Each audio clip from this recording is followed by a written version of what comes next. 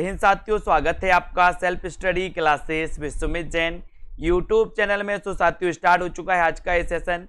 सभी लोग एक बार वीडियो को लाइक जरूर कर दें, ठीक है। और दोस्तों जिन भी साथियों ने सेल्फ स्टडी क्लासेस का ऐप डाउनलोड नहीं किया वो सेल्फ स्टडी क्लासेस का ऐप डाउनलोड जरूर कर लें, ठीक है।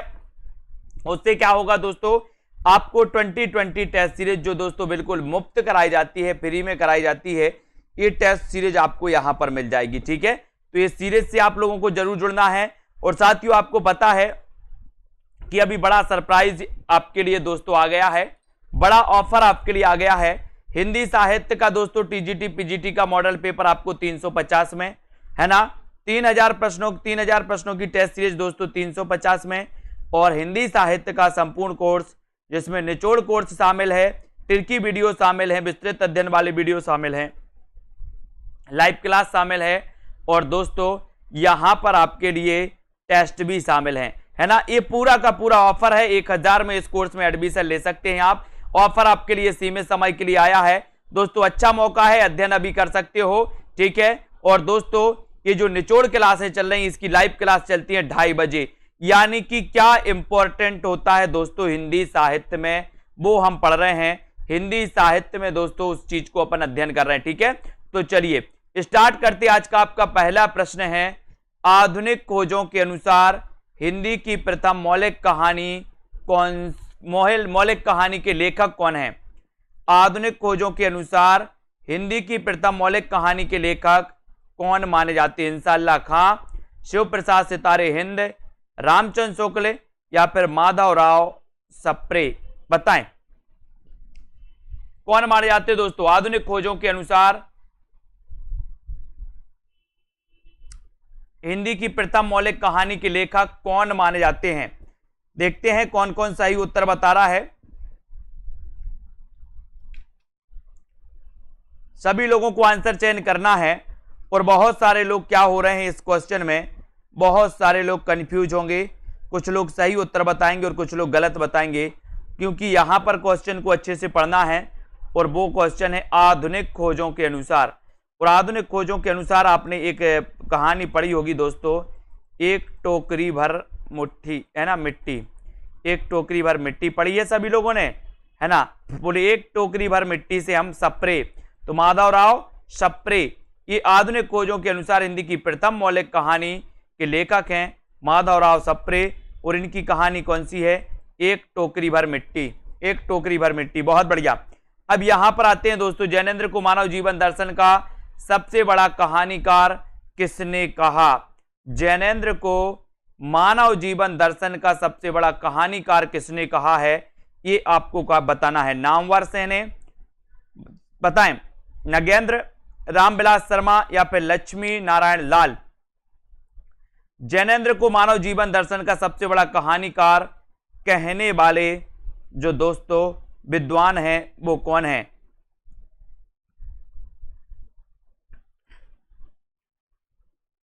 और सही आंसर आपका क्या हो जाएगा यहां पर। प्रश्न क्रमांक है 1508। और जैनेन्द्र को मानव जीवन दर्शन का सबसे बड़ा कहानीकार जो कहा है दोस्तों वो कहा है किसने, डॉक्टर लक्ष्मी नारायण लाल ने। आज या कल अपन ने पढ़ा था, यानी कि आपका जो 4 नंबर है ये बिल्कुल सही है, लक्ष्मी नारायण लाल ने कहा है। और डी नंबर जिन्होंने बताया उनका आंसर तो बिल्कुल सही है ना। जैनेन्द्र को मानव जीवन दर्शन का सबसे बड़ा कहानीकार किसने कहा, तो लक्ष्मी नारायण लाल ने कहा। डी नंबर, वेरी गुड, बहुत बढ़िया। अगला क्वेश्चन देख लेते हैं, प्रेमचंद की अंतिम कहानी कौन सी है।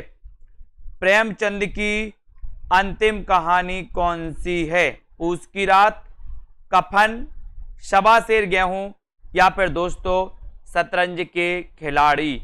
प्रेमचंद जी की अंतिम कहानी आपको बताना है। सही उत्तर आपका क्या हो जाता है, प्रेमचंद की अंतिम कहानी कौन सी है।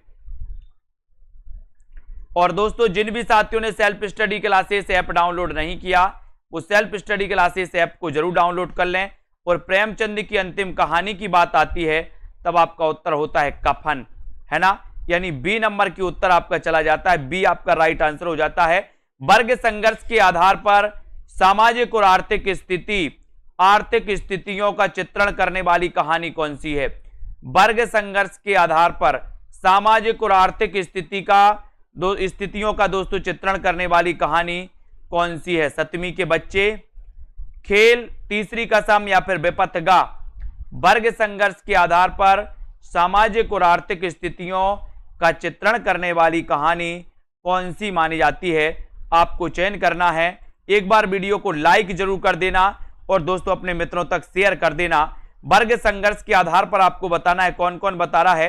प्रश्न क्रमांक 510 का आंसर, और इतना अच्छा आंसर है जो सभी लोगों ने आंसर बताया है कि सर वर्ग संघर्ष के आधार पर सामाजिक और आर्थिक स्थिति पर जो है वो मानी जाती है 7वीं के बच्चे। और 7वीं के बच्चे ये किसकी रचना है, ये किसकी कहानी है, ये और बता दो आप लोग। ये 7वीं के बच्चे कहानी के लेखक कौन हैं? 7वीं के बच्चे कहानी के लेखक कौन माने जाते हैं? ये आपका 1 नंबर बिल्कुल सही हो जाएगा। यहां पर 1 नंबर 7वीं के बच्चे। 7वीं के बच्चे के लेखक कौन माने जाते हैं? जल्दी से बताओ। अगला क्वेश्चन है, जैनेन्द्र का साहित्य अकादमी द्वारा पुरस्कृत उपन्यास कौन सा है? दोस्तों साहित्य अकादमी पुरस्कार द्वारा पुरस्कृत उपन्यास कौन सा है? यानी कि जैनेन्द्र के किस उपन्यास को साहित्य अकादमी पुरस्कार मिला है, ये बताना है आपको। परख, मुक्तिबोध, त्यागपत्र या फिर सुनीता। और बहुत बढ़िया आंसर आया है राहुल सांकृत्यायन। 7वीं के बच्चे के लेखक हैं राहुल सांकृत्यायन। वेरी गुड, बहुत बढ़िया। जैनेन्द्र का साहित्य अकादमी द्वारा पुरस्कृत कौन सा उपन्यास है? कौन सा उपन्यास है? परख है, मुक्तिबोध है, त्यागपत्र है या फिर सुनीता। यानी कि जैनेन्द्र के किस उपन्यास को दोस्तों साहित्य अकादमी पुरस्कार मिला? और आप लोगों ने बिल्कुल सही आंसर बताया है, क्या? मुक्तिबोध, है ना। बोले सर मुक्तिबोध एक कवि का नाम है और एक मुक्तिबोध जैनेन्द्र की दोस्तों है ना उपन्यास है मुक्तिबोध। मुक्तिबोध उपन्यास कई बार पूछा गया, मुक्तिबोध किसका उपन्यास है? ये जैनेन्द्र कुमार का है और इसे साहित्य अकादमी पुरस्कार भी मिल गया दोस्तों। ठीक है, तुलसी के जीवन को केंद्र में रखकर लिखा गया उपन्यास कौन सा है? बहुत बढ़िया आंसर। प्रश्न है, प्रश्न आपसे पूछा गया है कि तुलसी के जीवन को केंद्र में रखकर लिखा गया उपन्यास कौन सा है? खंजन नयन, एकदा नैमिषारण्य, मानस का हंस या फिर इनमें से कोई नहीं। तुलसी के जीवन को केंद्र में रखकर लिखा गया उपन्यास कौन सा है? तुलसी के जीवन को केंद्र में रखकर लिखा गया उपन्यास कौन सा है? खंजन नयन, एकदा नैमिषारण्य, मानस का हंस या फिर इनमें से कोई नहीं। और बहुत बढ़िया आंसर आया है, बोले सर मानस का हंस, यानी कि आपका सी नंबर जो है वो बिल्कुल सही है। सी जिन्होंने बताया है तुलसी के जीवन को केंद्र में रखकर लिखा गया उपन्यास है दोस्तों मानस का हंस। Very good. गांधी जी के दोस्तों दक्षिण अफ्रीका के जीवन संघर्षों पर केंद्रित जो दोस्तों उपन्यास है वो कौन सा है? गांधी जी के दक्षिण अफ्रीका के जीवन संघर्षों पर केंद्रित उपन्यास कौन सा है? पहला गिरमिटिया, चिड़ियाघर, जुगलबंदी या फिर परिशिष्ट। अच्छे क्वेश्चन पूछे जा रहे हैं आपसे दोस्तों। गांधी जी के दक्षिण अफ्रीका के जीवन संघर्षों पर केंद्रित उपन्यास कौन सा माना जाता है? 4 विकल्प हैं, सभी लोग बताएंगे। राइट आंसर आपका क्या हो जाएगा? और सभी लोगों ने बिल्कुल सही आंसर बताया है कि सर गांधी जी के दक्षिण अफ्रीका जीवन संघर्षों पर लिखा गया जो दोस्तों उपन्यास है वो उपन्यास है पहला गिरमिटिया, यानी कि 1 नंबर आपका बिल्कुल सही है। ये जिन्होंने बताया उनका आंसर राइट हो जाएगा। और आपको बताना है दोस्तों ये पहला गिरमिटिया उपन्यास किसका है ना। और बहुत बढ़िया आंसर आ गया है गिरिराज किशोर। वेरी गुड, बहुत बढ़िया। अगला, हिंदी की रस रीति परंपरा का प्रस्थान ग्रंथ कौन सा है? रस रीति परंपरा का प्रस्थान ग्रंथ कौन सा है दोस्तों? रसिक प्रिया, हित तरंगिणी, रस पीयूष निधि या फिर रस रत्नाकर। प्रश्न क्रमांक 514 में आपको उत्तर का चयन करना है। सभी लोग लाइक जरूर करते रहिए। सेल्फ स्टडी क्लासेस ऐप को डाउनलोड कर लेना दोस्तों।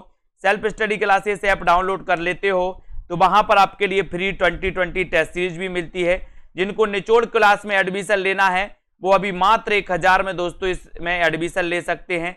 यहाँ पर हिंदी की रस रीति परंपरा का प्रस्थान ग्रंथ आपको बताना है कौन सा माना जाता है। और अच्छा क्वेश्चन है दोस्तों, रस रीति की बात हो रही है तो रसिक प्रिया आपने लगाया है। रसिक प्रिया के रचनाकार केशव दास माने जाते हैं और आपका 1 नंबर बिल्कुल सही हो जाता है। 1 नंबर, वेरी गुड। इनमें से कौन सा कवि सत्सईकार है? सत्सईकार कौन सा कवि है बताएं? केशव दास, पद्माकर यानी कि जिसने सत्सई परंपरा का निर्वहन किया दोस्तों, सियाराम शरण गुप्त या फिर वियोगी हरि, बताएं इनमें से कौन सा कवि सत्सईकार माना जाता है, ये बताएंगे। सत्सईकार कौन सा माना जाता है? 4 विकल्प हैं प्रश्न क्रमांक 515 में, और बहुत सारे लोग अच्छा आंसर आ रहा है सभी का कि सर सत्सईकार की अगर बात करोगे तो आपका उत्तर चला जाएगा कहां पर? डी की तरफ, यानी कि वियोगी हरि आपका बिल्कुल सही है। ये दोस्तों सत्सईकार माने जाते हैं वियोगी हरि, ठीक है। 4 नंबर आपका बिल्कुल सही है, वेरी गुड। अगला है भूलि कहत नवरस भूलि कहत नवरस सुकवि बिस्कल मूल सिंगार। यह उक्ति बताना है, यह उक्ति किस आचार की है दोस्तों? यह उक्ति किस आचार की मानी जाती है बताएं? चिंतामणि, देव, सोमनाथ या फिर कुलपति मिश्र की? किसकी मानी जाती ये उक्ति? इस उक्ति को आपको बताना है, ये उक्ति किसकी मानी जाती है। अच्छा क्वेश्चन है। देव की है, चिंतामणि त्रिपाठी, सोमनाथ या फिर कुलपति मिश्र की? इसका आंसर सभी लोग बताएंगे। उक्ति बतानी थी तो ये उक्ति है दोस्तों, भूलि कहत नवरस सुकवि सकल मूल सिंगार। ये देव की मानी जाती है, देव कवि की उक्ति है। 1 नंबर आपका बिल्कुल सही है, 1 नंबर सही। इनमें से कौन सा निबंध अध्यापक पूर्णसिंह का नहीं है? नहीं है बताना है दोस्तों। अध्यापक पूर्णसिंह को आप बहुत अच्छे से जानते हैं, इनका निबंध कौन सा नहीं है, इसका उत्तर आपको बताना है। जल्दी से बताएं, बहुत अच्छा क्वेश्चन है। इनमें से कौन सा निबंध अध्यापक पूर्णसिंह का नहीं है? कौन सा निबंध अध्यापक पूर्णसिंह का नहीं है? जल्दी से कमेंट में लिखें। और आचरण की सभ्यता तो है पूर्णसिंह का। मजदूरी दोस्तों, मजदूरी और प्रेम तो है ना। गेहूं और गुलाब और कन्यादान, इनमें से आपको चयन करना है कि कौन सा अध्यापक पूर्णसिंह का नहीं है। कुछ लोग ए बता रहे ये तो है, कुछ लोग सी बता रहे हैं और अधिकांश लोग सी बता रहे हैं। तो बिल्कुल सही आंसर है गेहूं और गुलाब, यानी 3 नंबर। गेहूं और गुलाब ये अध्यापक पूर्णसिंह का निबंध नहीं है, यानी कि आपका 3 बिल्कुल सही है, वेरी गुड, बहुत बढ़िया। दृश्य, गेहूं और गुलाब, राम वृक्ष बैनीपुरी, ठीक है। दृश्य तत्व साहित्य की विधा किस विधा का अनिवार्य वैशिष्ट्य? दृश्य तत्व साहित्य की किस विधा का अनिवार्य तत्व माना जाता है, अनिवार्य वैशिष्ट्य माना जाता है? कहानी का, उपन्यास, कविता या फिर नाटक?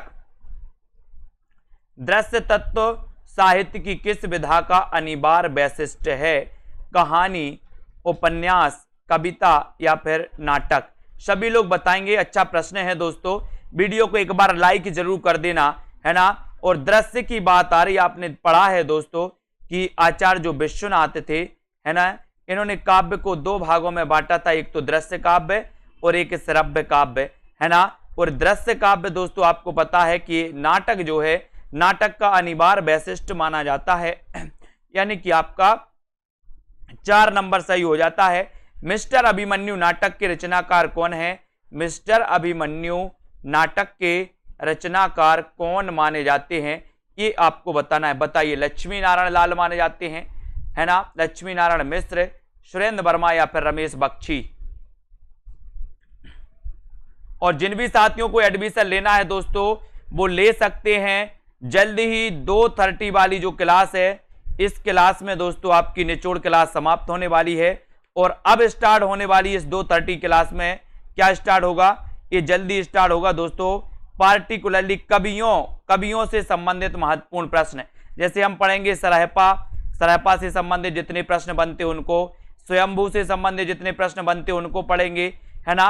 और दोस्तों ऐसे ऐसे हम कवियों से जितने प्रश्न बनते हैं उनको दोस्तों अभी 2:30 पर क्लास होगी, है ना। जल्दी ये निचोड़ क्लास अब दोस्तों खत्म होगी, इसको कंप्लीट करेंगे अपन। 2-3 दिन में, और फिर इसको चालू करेंगे। ठीक है, मिस्टर अभिमन्यु नाटक के रचनाकार कौन है? आपने बताया मिस्टर अभिमन्यु, ये लक्ष्मी नारायण लाल का है दोस्तों। ठीक है, लक्ष्मी नारायण लाल का ये नाटक है। 1 नंबर आपका बिल्कुल सही हो जाएगा, ये नंबर सही हो जाएगा। तो अभी बहुत अच्छा मौका है दोस्तों, जिन भी साथियों को अभी 10 से मान के चलो कि आपके अभी 15 दिन है, 15 से बहुत दिन है अभी, तो आपके लिए मान के चलो कि दोस्तों इसमें बीच में आप लोग जिनको भी एडमिशन लेना है वो लें, और दोस्तों पढ़ सकते हैं आराम से। ठीक है, बंकिम चंद्र का प्रसिद्ध हिंदी उपन्यास कौन सा है? बंकिम चंद्र का प्रसिद्ध हिंदी उपन्यास कौन सा है, ये आपको बताना है। तो बताइए, प्रश्न क्रमांक 519 का आंसर दौड़, बीनू सा सपना, कतरा दा बतरा और दोस्तों आनंद मठ।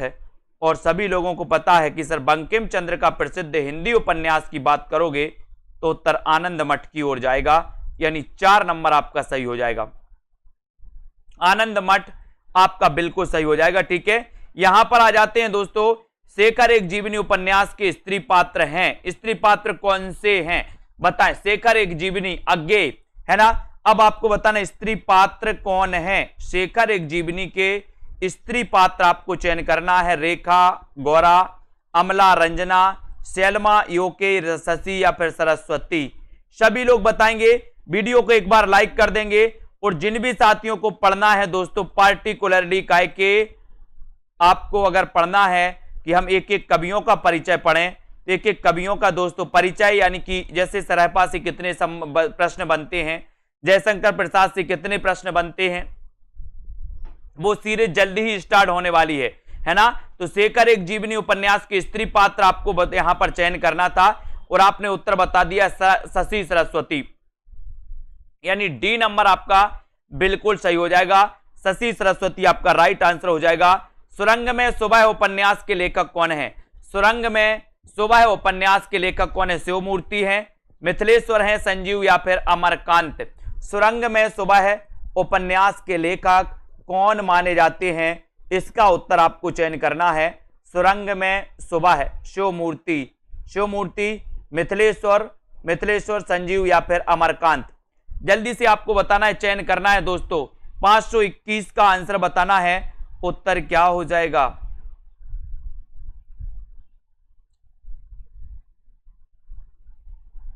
सुरंग में सुबह उपन्यास के लेखक कौन है?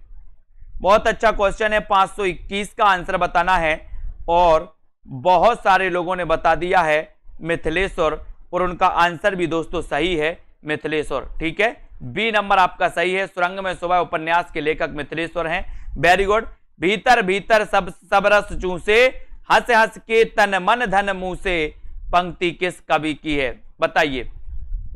भीतर भीतर सब रस चूसे, हंस हंस के तन मन है ना धन मुंह से, इस पंक्ति के रचनाकार कौन माने जाते हैं? इस पंक्ति के रचनाकार कौन है? सभी लोग बताएं। भीतर भीतर सब रस चूसे, हंस हंस के तन मन धन मुंह से, इस पंक्ति के रचनाकार कौन है? प्रताप नारायण मिश्र, बालकृष्ण भट्ट ठाकुर या फिर भारतेंदु हरिश्चंद्र। बहुत अच्छा क्वेश्चन है दोस्तों, और आपका सीधा उत्तर जाता है भीतर भीतर सब रस चूसे, हंस हंस के तन मन धन मुंह से। इस पंक्ति के जो रचनाकार हैं, वो पंक्ति के रचनाकार कौन है? अंतर है आपका भारतेंदु हरिश्चंद्र। उत्तर आपका डी नंबर बिल्कुल सही answer, D number right answer है। हिंदी साहित्य के इतिहासकार 1850 ईस्वी से 1950 ईस्वी को किस नाम से अभिहित करते हैं? 1850 से 1950 का जो काल है उसे क्या कहा जाता है? बताएं। 1850 से 1900 का जो काल है उसे किस काल के नाम से अभिहित किया जाता है? द्विवेदी युग के नाम से, भारतेंदु युग, शुक्ल युग या फिर छायावादी युग। हिंदी साहित्य के इतिहासकार 1850 ईस्वी से 1900 ईस्वी को किस नाम से अभिहित करते हैं? इसका आंसर आपको चयन करना है। सभी लोग बताएंगे, और बहुत बढ़िया आंसर है कि सर इसे हम क्या कहते हैं? भारतेंदु युग कहते हैं, यानी कि आपका जो 2 नंबर है वो बिल्कुल सही है। बी नंबर आपका सही है।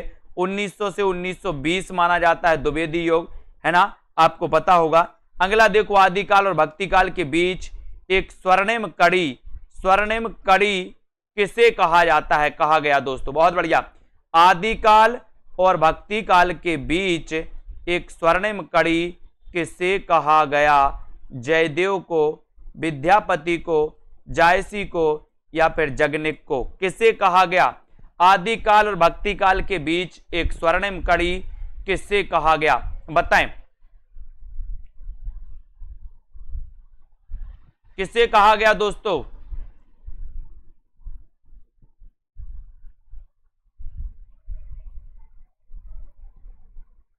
पांच 524 का उत्तर आपको बताना है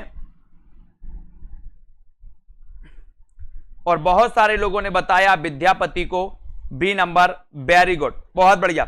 अगला क्वेश्चन, आचार्य शुक्ल के अनुसार निम्न में से कौन सी रचना तुलसीदास की है?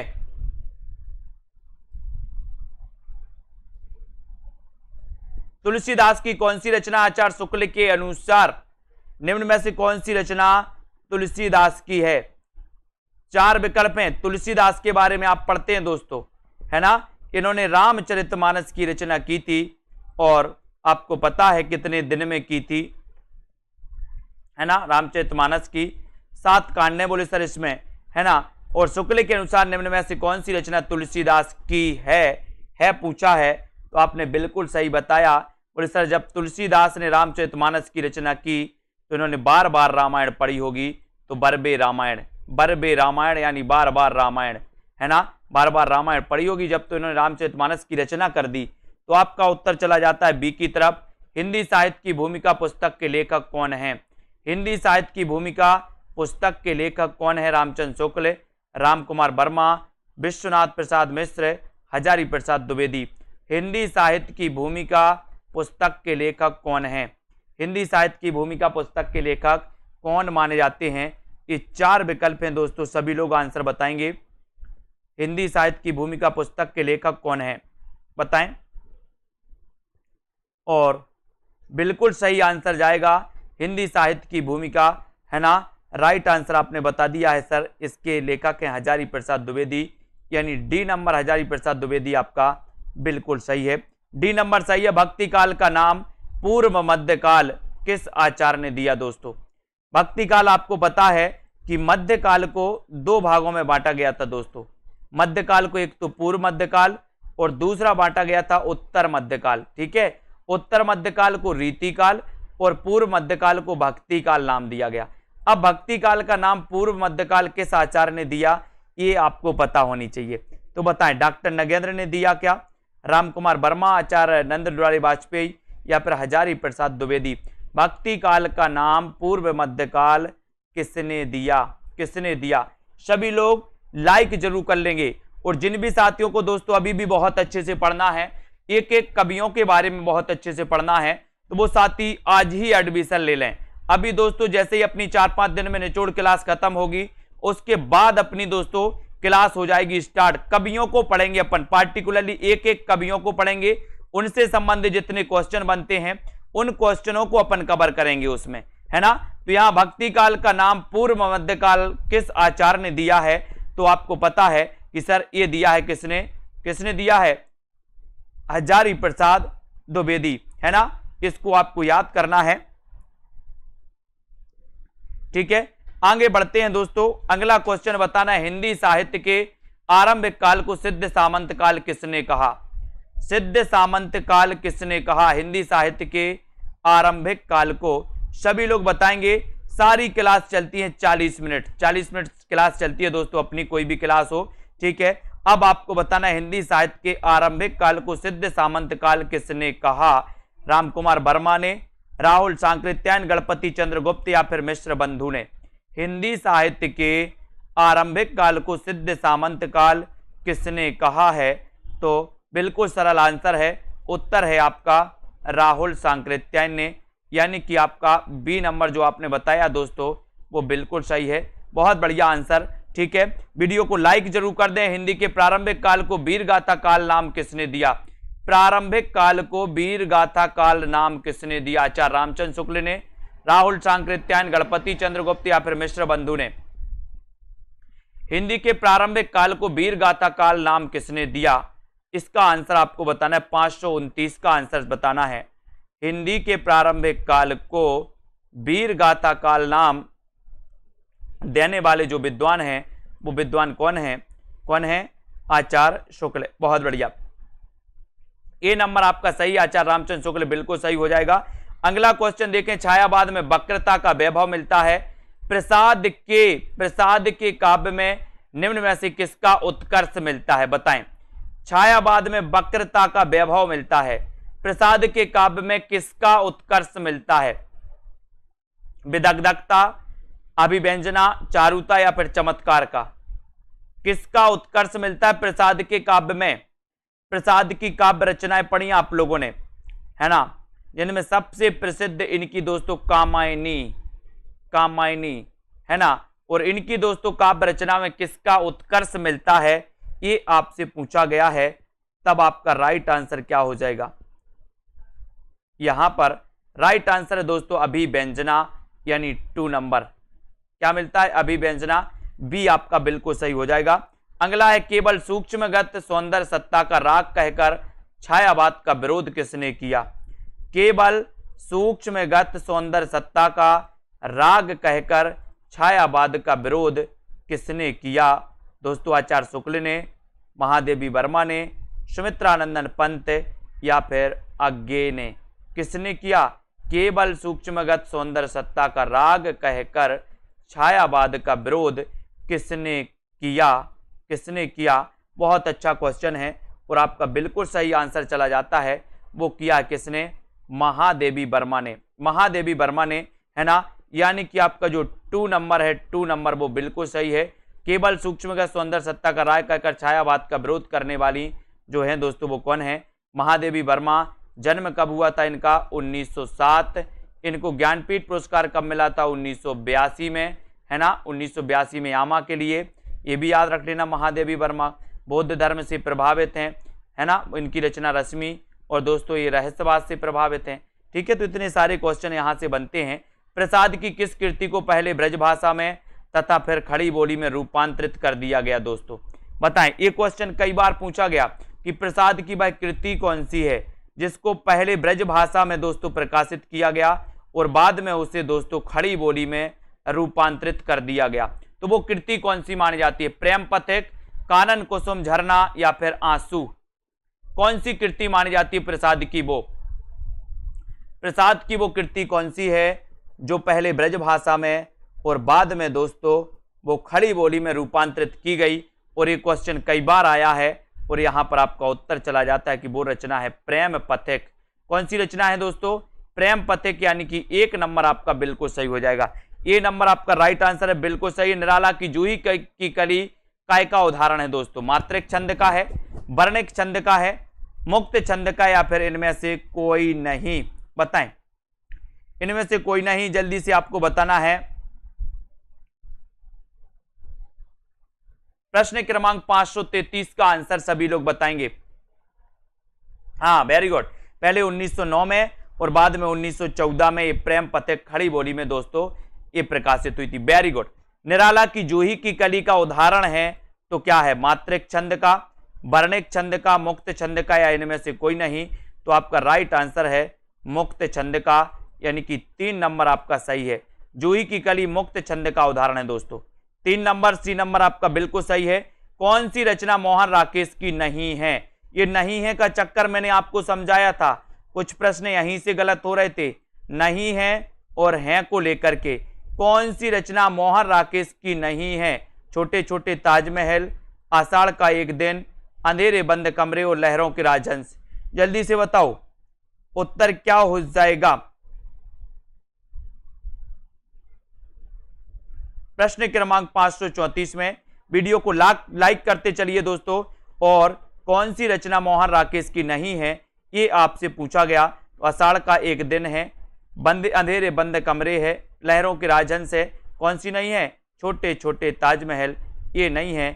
उत्तर 1 नंबर बिल्कुल सही हो जाएगा। ये जिन्होंने बताया उनका आंसर बिल्कुल सही है ना। कौन सा उपन्यासकार एक आंचलिक उपन्यासकार है दोस्तों? आंचलिक उपन्यासकार कौन है? यशपाल, जनेन्द्र कुमार, राही, मासूम रजा या फिर अज्ञे? कौन सा उपन्यासकार एक आंचलिक उपन्यासकार है ये आपको बताना है। उत्तर क्या हो जाएगा? 535 में। और अच्छा क्वेश्चन है, बहुत बढ़िया क्वेश्चन है कि कौन सा आंचलिक उपन्यासकार है ना। इनमें से बताना यशपाल हैं, जैनेन्द्र कुमार है, राही मासूम रजा हैं, या फिर अज्ञेय। आंचलिक उपन्यासकार में तो बोले सर अभी तक तो हम वही पढ़ते रहे, अब एक नए कौन से आ गए, है ना। तो बहुत सारे लोगों का आंसर आया है राही मासूम रजा, ये आंचलिक उपन्यासकार माने जाते हैं दोस्तों, ठीक है। ये आंचलिक उपन्यासकार माने जाते हैं राही मासूम रजा, है ना। यानी आपका उत्तर 3 नंबर बिल्कुल सही है। देश विभाजन को लेकर लिखा गया उपन्यास कौन सा है? देश विभाजन को लेकर लिखा गया उपन्यास कौन सा है? अमृत और विष, झूठा सच, अपने अपने अजनबी, या फिर अंतराल। देश विभाजन को लेकर लिखा गया उपन्यास कौन सा है, ये आपको बताना है। अच्छा क्वेश्चन है, बढ़िया प्रश्न है, और आपका उत्तर होता है देश विभाजन को लेकर लिखा गया जो उपन्यास है दोस्तों, वो उपन्यास है झूठा सच। कौन सा उपन्यास है? झूठा सच। यानी कि आपका जो 2 नंबर है, 2 नंबर वो बिल्कुल सही है।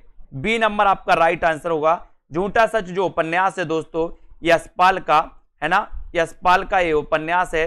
और ये उपन्यास दोस्तों आपको पता होगा ये देश विभाजन पर आधारित है ना। इसको याद करेंगे। कर्नट कबीलों के जीवन यथार्थ के विविध पक्षों पर आधारित उपन्यास कौन सा है? बहुत अच्छा क्वेश्चन है। कर्नट कबीलों के जीवन यथार्थ के विविध पक्षों पर आधारित उपन्यास कौन सा है? बताएं। कोई अजनबी नहीं, नरक कुंड में बास, या फिर दोस्तों कब तक पुकारूं, या किस्सा गुलाम। बताएं। प्रश्न क्रमांक 537 का उत्तर आपको बताना है कि कर्नट कबीलों के जीवन यथार्थ के विविध पक्षों पर आधारित उपन्यास कौन सा है? कौन सा उपन्यास है? जिन भी साथियों को एडमिशन लेना है self study classes app download कर लेना दोस्तों।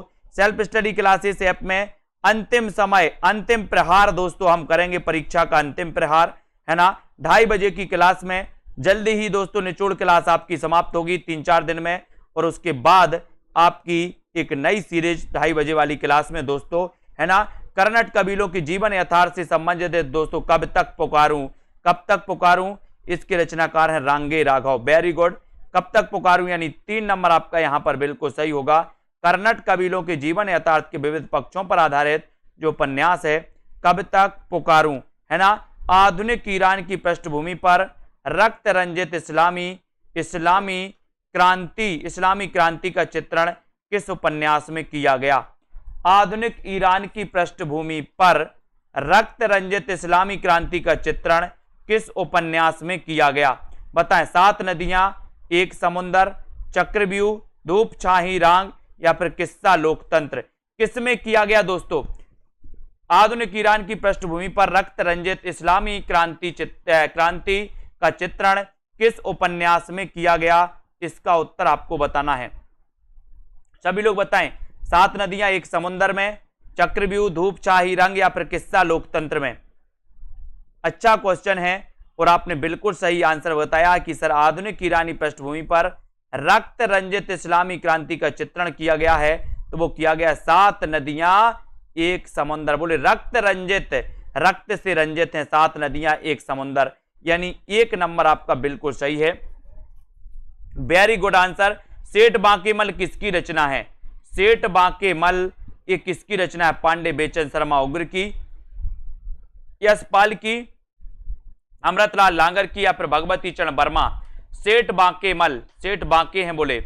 सेठ बांकेमल के रचनाकार कौन है? ये रचना किसकी है? बताएं। सेठ बांकेमल के रचनाकार कौन माने जाते हैं? और सभी लोगों को आंसर बताना है। सेल्फ स्टडी क्लासेस ऐप अगर डाउनलोड नहीं किया है तो सेल्फ स्टडी क्लासेस ऐप को डाउनलोड कर लें। और सेठ बांकेमल किसकी कृति है? इस कृति के रचनाकार आपको बताना है। और बहुत बढ़िया आंसर बोले अमृतलाल नांगर, यानी सी नंबर। ठीक है, ये सेठ बांकेमल दोस्तों इनकी कृति मानी जाती है। सी नंबर आपका बिल्कुल सही है। तेरी मेरी उसकी बात ये किसकी रचना है? तेरी मेरी उसकी बात ये किसकी रचना है? सभी लोग बताएंगे तेरी मेरी उसकी बात के रचनाकार कौन माने जाते हैं। उत्तर आपका क्या हो जाएगा? तेरी मेरी उसकी बात के रचनाकार कौन है? तेरी मेरी उसकी बात। अच्छा आंसर आया है और आपने बताया है दोस्तों क्या क्या बताया है? यशपाल। बहुत बढ़िया, यशपाल आपका बिल्कुल सही है। तेरी मेरी उसकी बात यशपाल जी की रचना है दोस्तों, ठीक है। यहां पर निम्न में से एकांकी में संयुक्त परिवार की समस्या को किस एकांकी में उठाया गया? संयुक्त परिवार की समस्या को किस एकांकी में उठाया गया? इसका उत्तर सभी लोग बताएंगे। किस एकांकी में उठाया गया संयुक्त परिवार की समस्या को? बताएं, किस एकांकी में संयुक्त परिवार की समस्या? अधिकार का रक्षक, बहनें, सूखी डाली या फिर तौलिए? किस एकांकी में संयुक्त परिवार की समस्या को उठाया गया? ये क्वेश्चन आपसे पूछा जाता है, तब आपका राइट आंसर चला जाता है दोस्तों सूखी डाली। सूखी डाली इसमें दोस्तों उठाया गया है संयुक्त परिवार की समस्या को। और 3 नंबर आपका बिल्कुल सही है। निम्न में से किस नाटक में जातिवाद की समस्या को उठाया गया? जातिवाद की समस्या को किस नाटक में उठाया गया? नाटक बाल भगवान में, जलता हुआ रथ, कोर्ट मार्शल या सबसे उदास कविता? जातिवाद की समस्या को किस नाटक में उठाया गया है, ये आपको बताना है। अच्छा क्वेश्चन है। वीडियो को लाइक जरूर करते रहें दोस्तों, आगे बढ़ते रहें, शेयर करते रहें अपने मित्रों तक। जातिवाद की समस्या को आपको बताना है किस नाटक में उठाया गया। सेल्फ स्टडी क्लासेस ऐप को डाउनलोड कर लें। जल्दी ही दोस्तों आपका एक टारगेट होगा 15 दिन। 15 दिन में दोस्तों बहुत सारे कवियों के बारे में हम पढ़ेंगे, बहुत सारे रचनाकारों के बारे में, उनसे संबंधित जितने क्वेश्चन बनते हैं उनको हम पढ़ने वाले हैं, है ना। और किस नाटक में जातिवाद की समस्या को उठाया गया? तो वो नाटक है कोर्ट मार्शल, है ना। रचनाकार हैं दोस्तों स्वदेश दीपक। कौन है? स्वदेश दीपक। बहुत बढ़िया आंसर, स्वदेश दीपक आपका 3 नंबर बिल्कुल सही हो जाएगा। अगला क्वेश्चन है कौन सी एकांकी भुवनेश्वर प्रसाद की है? एकांकी बताना 543 में किस एकांकी के रचनाकार भुवनेश्वर प्रसाद हैं? सभी लोग बताएंगे। राजपूत की हार, लक्ष्मी का स्वागत, सबसे बड़ा आदमी या फिर स्ट्राइक? वो कौन सा एकांकी है जिसके रचनाकार भुवनेश्वर प्रसाद माने जाते हैं? ये आंसर आपको बताना है। कौन माने जाते हैं? कौन सी एकांकी भुवनेश्वर प्रसाद की मानी जाती है? ये आपको राइट आंसर बताना है। अच्छा क्वेश्चन है। और दोस्तों यहां पर आपसे पूछा गया भुवनेश्वर प्रसाद की एकांकी कौन सी है, और बहुत सारे लोग बता रहे हैं आंसर। आंसर आपका डी की तरफ जा रहा है, स्ट्राइक। बहुत बढ़िया आंसर, ठीक है। स्ट्राइक ये भुवनेश्वर प्रसाद की दोस्तों एकांकी मानी जाती है। बोले हम भवन में ही स्ट्राइक करते हैं, है ना। स्ट्राइक, एयर स्ट्राइक, ठीक है। तो हम भवन में करते, बोले सर भुवन में, भुवन से भुवनेश्वर, और स्ट्राइक करते हैं तो स्ट्राइक इनकी एकांकी है। इसको याद रख लेना। मुद्रा राक्षस का तिलचट्टा नाटक में तिलचट्टा किसका प्रतीक है, आपको बताना है। मुद्रा राक्षस सबसे बड़ा तो आपको पता है दोस्तों, तिलचट्टा किसका नाटक है? बोले तिलचट्टा को राक्षस कहा गया, तो आपको पता है कि तिलचट्टा नाटक मुद्रा राक्षस। अब इसमें दोस्तों किसका प्रतीक है तिलचट्टा? तिलचट्टा किसका प्रतीक है? यौन कुंठाओं का, मानव मन की पाशविक प्रवृत्तियों का, अधिकारी वर्ग का स्वार्थपरता व क्रूरता का, या समाजव्यापी संत्रांश का? बताएं तिलचट्टा किसका प्रतीक माना जाता है? ये क्वेश्चन आपको दिया गया है और बहुत सारे लोगों ने बताया है कि सर तिलचट्टा यौन कुंठाओं का प्रतीक है। 1 नंबर आपका बिल्कुल सही हो जाता है। 1 नंबर यौन कुंठाओं का प्रतीक माना जाता है, ठीक है। निबंध को गद्य की कसौटी किसने कहा? अगला क्वेश्चन, निबंध को गद्य की कसौटी किसने कहा? बाबू श्याम सुंदर दास ने, महावीर प्रसाद द्विवेदी, रामचंद्र शुक्ल या फिर रामविलास शर्मा ने? निबंध को गद्य की कसौटी कहने वाले जो विद्वान हैं वो विद्वान कौन है? सभी बताएं। निबंध की आज ही पढ़ा था दोस्तों अपन ने, निबंध को गद्य की कसौटी किसने कहा? अच्छा क्वेश्चन आया है और आपने भी दोस्तों मौका पे चौका लगाया है। बोले सर निबंध को गद्य की कसौटी कहने वाले जो विद्वान हैं, जो दोस्तों आचार्य हैं, वो आचार्य हैं रामचंद्र शुक्ल।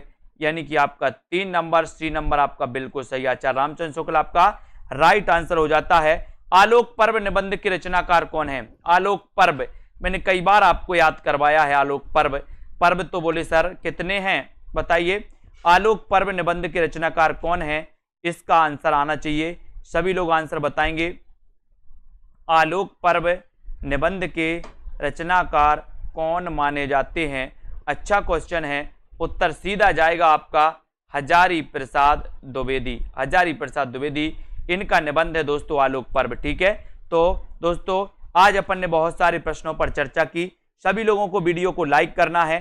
सभी साथी, हमारे जितने भी साथी हैं, जिन भी साथियों को कोर्स में एडमिशन लेना, अभी भी अच्छा मौका है दोस्तों। एक और मौका मैं आपको दे रहा हूं, बड़ा सरप्राइज है। 1000 में मात्र एडमिशन ले सकते हैं और एक बढ़िया तरीके से दोस्तों मात्र 15 दिन के लिए आपके दोस्तों वो सीरीज चलेगी। इस 1000 के एडमिशन में आपको निचोड़ क्लास तो पूरी मिलेंगे ही, है ना, विस्तृत अध्ययन भी पूरा मिलेगा, टेस्ट सीरीज भी मिलेंगी, साथ ही जो नई सीरीज चालू होनी है ना, वो सीरीज भी आप लोगों को मिल जाएगी। ठीक है, तो जिन भी साथियों को एडमिशन लेना है वो ले सकते हैं, अभी भी अच्छा मौका है। अपन को अब दोस्तों अपन पढ़ेंगे एक पार्टिकुलरली एक जैसे जयशंकर प्रसाद से संबंधित कितने प्रश्न बन सकते हैं, निराला से संबंधित कितने प्रश्न बनते हैं, है ना, महादेवी वर्मा से संबंधित कितने प्रश्न बनते हैं, इनको अपन दोस्तों पढ़ने वाले, एक एक कवियों को पढ़ेंगे, एक एक कवियों के प्रश्नों को अपन पढ़ने वाले हैं कि कौन सी कवि से कितने प्रश्न बन जाते हैं। उन प्रश्नों की सीरीज अपनी चालू होने वाली है। ठीक है, तो जिन भी साथियों को एडमिशन लेना और ऐसा पढ़ना चाहते कि सर हम भी पढ़ना चाहते एक एक कवियों को, है ना, तो वो पढ़ सकते हैं। एक अच्छा रिवीजन भी आपका हो जाएगा। जो रिवीजन करना चाहते हैं लास्ट के 15-20 दिनों में दोस्तों हम उसको पढ़ेंगे। निचोड़ क्लास को अपन यहां पर दोस्तों वो कर देंगे। निचोड़ क्लास आपकी 2-4 दिन में हो जाएगी लगभग, है ना, बहुत सारी क्लासें तो आपकी हो चुकी हैं।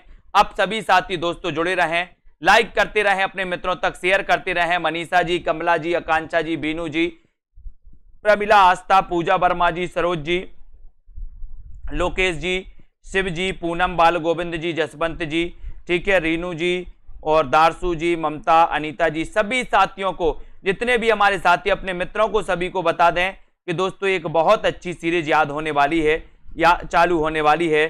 तो जिनको भी बहुत अच्छा अध्ययन करना है लास्ट टाइम में वो कर सकते हैं दोस्तों। ठीक है, टीजीटी वाले हमारे जितने भी साथी हैं और पीजीटी वाले जितने साथी हैं सभी आ जाएं और दोस्तों बहुत अच्छे से अपन अध्ययन करेंगे, है ना, अच्छा मौका है। और दोस्तों जो भी हमारे साथी जूनियर टेट वाले हैं, बाद में जैसे अभी कोई टीजीटी का एडमिशन ले रहे हैं और बाद में जूनियर टेट की भी तैयारी कर रहे हैं, तो उनको अलग से कोई कोर्स लेने की जरूरत नहीं है ना, उनके लिए एक कोर्स दोस्तों पूरा फायदेमंद होगा। ठीक है, तो धन्यवाद साथियों। सुनीता देवी, राममूरत जी, नेहा चौहान, आकांक्षा जी, तनु जी, लवकुश प्रसाद जी, ठीक है, मदन जी, करण जी और ममता जी, गीता देवी, अमिता जी, पूनम जी, गीतिका जी, बहुत बढ़िया, अर्शदीप जी, प्रमोद जी, बबीता जी, सोनू जी, राममूरत जी, सीमा, दारसू जी, जुगनू जी, है ना, मोहित जी, मीनाक्षी, दारसू जी, सभी साथियों को, सीमा सिंह जी, धन्यवाद। फीस मात्र 1000 रुपये है दोस्तों। 1000 रुपये में इस फीस में आप ये सारी चीजें सुविधाएं दोस्तों प्राप्त कर सकते हैं।